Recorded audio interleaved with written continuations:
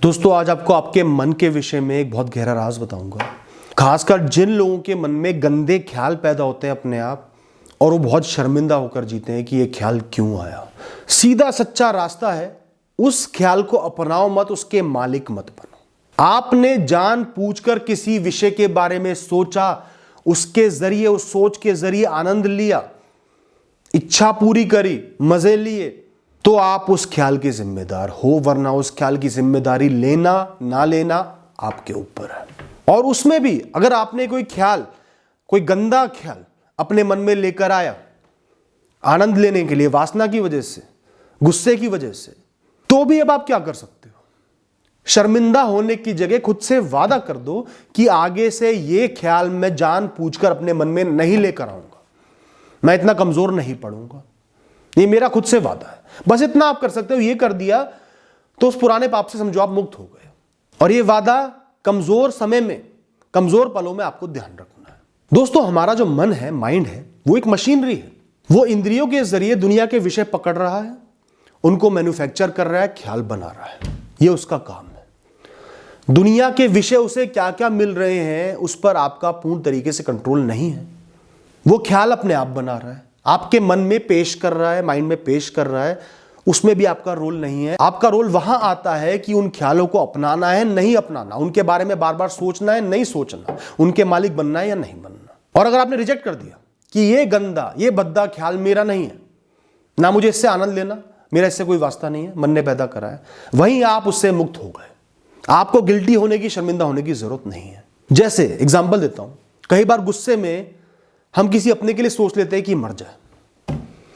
कई बार किसी अपने के लिए मन में वासना के ख्याल पैदा हो जाते हैं। कई बार किसी अपने को ही आप कपड़े बदलते देख लेते हो, वासना का ख्याल पैदा हो गया। कई बार भगवान के विषय में ही गंदे ख्याल आने लगते हैं, अजीब सा चित्रण आने लगता है मन में। कई बार मल के ख्याल आने लगते हैं, बाथरूम का सीन दिमाग में चलने लगता है। कोई बात नहीं, ये एक मशीन पैदा कर रही है, आप पैदा नहीं कर रहे। ये आपका नहीं है, उस मशीन का है। इस दुनिया के ख्याल है, इस दुनिया की वजह से आ रहे हैं, उनके विषयों की वजह से आ रहे हैं, इंद्रियों की वजह से आ रहे हैं। आप इनपुट सोर्स नहीं हो, ना आप मशीन हो। आप वो बुद्धि हो जिसको एक्सेप्ट या रिजेक्ट करना है। तो आपकी ये मशीन जो भी डिफेक्टेड प्रोडक्ट बना रही है ना, खराब सामान बना रही है, उसको बाहर फेंक दो, अच्छे सामानों को ग्रहण कर लो। अब वो बाहर फेंकेंगे तो है नहीं, कुछ देर चलेंगे दिमाग में, लेकिन आप उनसे मुक्त हो। ठीक है, चलते रहे, मैंने तुझे पैदा नहीं किया, बुरा ख्याल आ रहा है, चलते रहे। ना मैं ऐसा कभी कार्य करूंगा, ना उस कार्य से, उस ख्याल से आनंद लूंगा, चलते रहे। आप अपनी राह पर चलते रहो, अपने कर्म करते रहो। ज्यादा से ज्यादा उस समय भगवान का मंत्र जाप कर लो, या ऊपर वाले से, ईश्वर से कह दो कि ये ख्याल मेरा नहीं है, मैं इसका मालिक नहीं हूं, मैंने पैदा नहीं किया है, मैं इससे मुक्त रहना चाहता हूं, हे भगवान। अगर आप गिल्टी महसूस करोगे, शर्मिंदा महसूस करोगे, तो वो ख्याल और मजबूत बन जाएंगे, आप पर हावी हो जाएंगे, बार बार पैदा होंगे।